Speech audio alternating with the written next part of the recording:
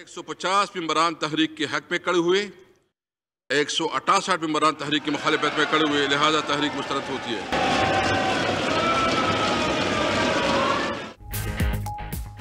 हुकूमत ने कौमी असम्बली में अददी अक्सरियत फिर साबित कर दी। अपोजिशन मिनी बजट की मंजूरी रोकने में नाकाम। इजलास में ज़िमनी मालियाती बिल 2021 शिकवार मंजूर। अपोजिशन की तरामीम मुस्तरद। तरामीम के हक में 150, मुखालफत में 168 वोट आए।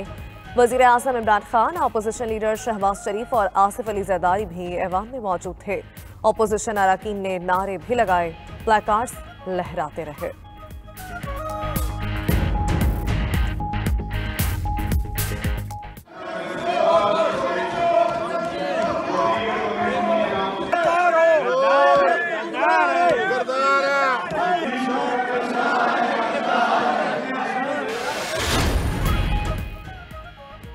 मिनी बजट में 350 अरब रुपए के नए टैक्स लगेंगे। छूट खत्म होने से मोबाइल फोन, स्टेशनरी और पैक फूड आइटम्स महंगी हो जाएंगी।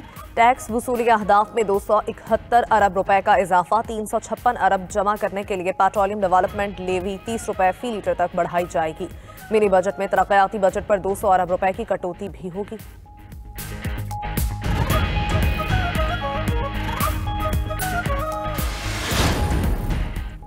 ज़िमनी मालियाती बिल में बास तरामीम की मंजूरी दे दी गई। छोटी दुकानों पर ब्रेड, सवैयां, नान, चपाती, शीरमाल, बन, रस पर टैक्स लागू नहीं होगा। 500 रुपए से ज्यादा मालियत के फार्मूला दूध पर 17% GST नाफिज। 1800 सीसी की मकामी और हाइब्रिड गाड़ियों पर 8.5% सेल्स टैक्स लागू। 1800 से 2500 सीसी तक हाइब्रिड गाड़ियों पर 12.75% टैक्स।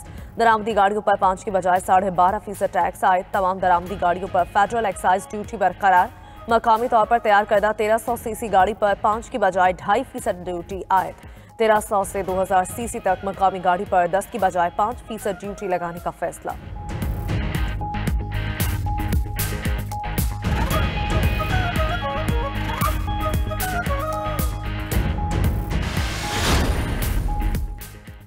दिफाई अखराजात एक बैंक अकाउंट से किए जाएंगे। बिलावल भुट्टो कहते हैं स्टेट बैंक पार्लियामेंट और अदालत को नहीं, आलमी इदारों को जवाब पे होगा।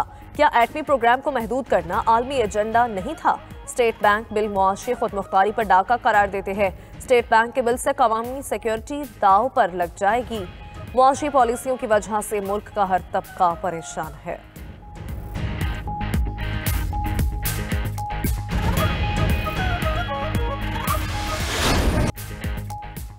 वज़ीर आज़म और वज़ीर दिफा में सख्त जुमलों का तबादला। पार्लिमानी पार्टी इजलास में परवेज खट्टर की इमरान खान पर तनकीद। कहा, आपको वज़ीर आज़म हमने बनवाया। खैबर पख्तूनख्वा गैस तो बिजली पैदा करता है लेकिन उसे मिलती नहीं। यही रवैया रहा तो हम वोट नहीं दे सकेंगे। परवेज खट्टर की बातों पर वज़ीर आज़म उठकर जाने लगे। कहा, जायदाद बनाने या कारोबार के लिए हुकूमत नहीं कर रहा। आप ब्लैकमेल करते रहे तो अपोजिशन को हुकूमत बनाने की दावत दे देंगे।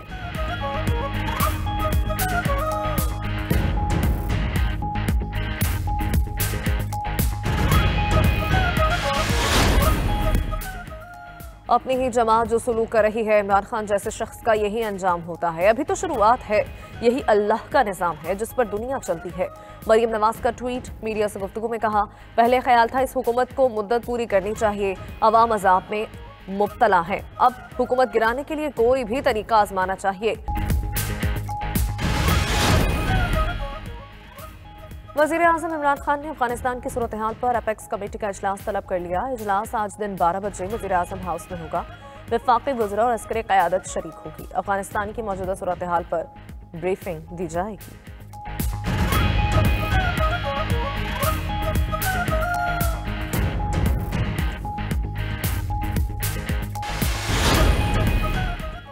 लाहौर समेत पंजाब के मुतअद्दिद शहरों में धुंध ही धुंध। मोटरवे ट्रैफिक के लिए कई मकामात से बंद। M2 लाहौर ता शेखुपुरा, M3 फैजपुर ता दरखाना बंद कर दी गई।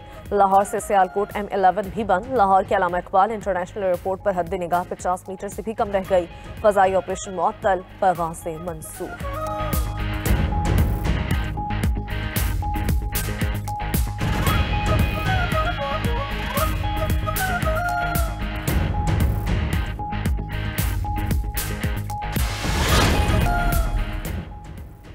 सुबह सुप्रीम कोर्ट के सीनियर तरीन जज justice Umar Ata Bandial chief justice तयनात। सदर ने तयनाती आइन के आर्टिकल 175A के तहत की।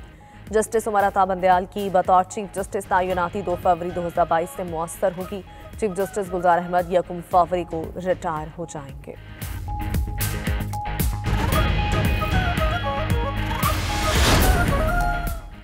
महंगाई में पिसती आवाम पर एक और बोझ। बिजली 4 रुपये 30 पैसे फी यूनिट महंगी कर दी गई।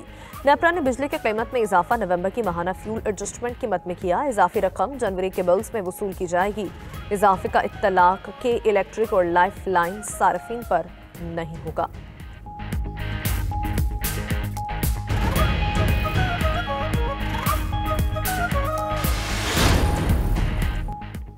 अक़वाम मुत्तहिदा का अफगानिस्तान के मुंजमद गैर मुल्की ज़र मुबादला ज़ख़ायर बहाल करने का मुतालबा। सेक्रेटरी जनरल अंतोनियो गुतेरेस का कहना है अफगानिस्तान के लिए फौरी बैनुल-अक़वामी फंडिंग की जाए। लाखों अफराद को भूख की सूरत में इंसानी तबाही का सामना है।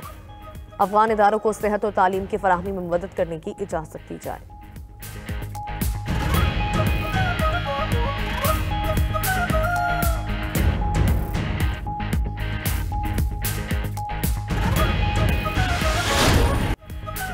और दुनिया की कम उम्र तरीन माइक्रोसॉफ्ट सर्टिफाइड प्रोफेशनल अरफा करीम को बिछड़े 10 साल गुजर गए। अरफा करीम टेक्नोलॉजी की दुनिया में तहलका मचाने वाला सितारा, जिसकी रोशनी फलक पर ज़्यादा देर न रह सकी, लेकिन जहानत की कड़ियां अभी तक मददगार हैं।